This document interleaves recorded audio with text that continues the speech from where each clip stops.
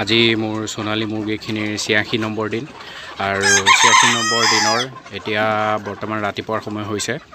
ৰাতিপুৱা প্ৰথমতে ফিনিচাৰ দানা দি দিছিলোঁ প্ৰত্যেকটো বাচনতে আৰু দানা দিয়াৰ পাছতে এতিয়া পানী দি দিছোঁ আৰু পানীত আজি বৰ্তমান জিপ্ৰমিন ব্যৱহাৰ কৰি আছোঁ। এতিয়া জিপ্ৰমিন প্ৰতি 10 ml কে দি আছোঁ 100 মুৰ্গীৰ কাৰণে। যিহেতু বিক্ৰীৰ সময় হৈছেহি সেইকাৰণে গ্ৰোথটো অলপমান বঢ়াব লাগে, সেইকাৰণে জিপ্ৰমিন ব্যৱহাৰ কৰিছোঁ আৰু পৰ্দা সম্পূৰ্ণকৈ উঠাই দিয়া আছে। পৰ্দা পেলোৱাই নাযায়, বৰষুণ দিলেহে এটা ছাইড পেলাই দিয়া যায়, নহ'লে পেলোৱা নাযায় ইমানকৈ।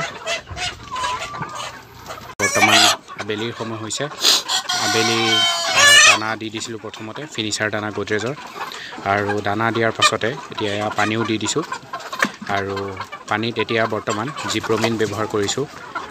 এইকেইদিন যিহেতু জিপ্ৰমিনে ব্যৱহাৰ কৰি আছোঁ আৰু কেইদিনমান কাৰণে জিপ্ৰমিন ব্যৱহাৰ কৰি থাকিম। জিপ্ৰমিন দিলে আপোনাৰ ওজনটো অলপমান বৃদ্ধি হোৱা দেখা যায়। যিহেতু বিক্ৰী কৰিম, বিক্ৰী কৰাৰ আগে আগে যদি অলপমান ওজন বৃদ্ধি কৰিব পৰা যায় ফাৰ্মাৰসকলৰে লাভ হয়। সেইকাৰণে জিপ্ৰমিন ব্যৱহাৰ কৰি থাকিব লাগে মাজে সময়। আৰু ভিতৰৰ টেম্পাৰেচাৰ প্ৰায় 35 ডিগ্ৰী ওচৰা ওচৰি, যিহেতু দিনটো যথেষ্ট গৰম আছিলে আজি।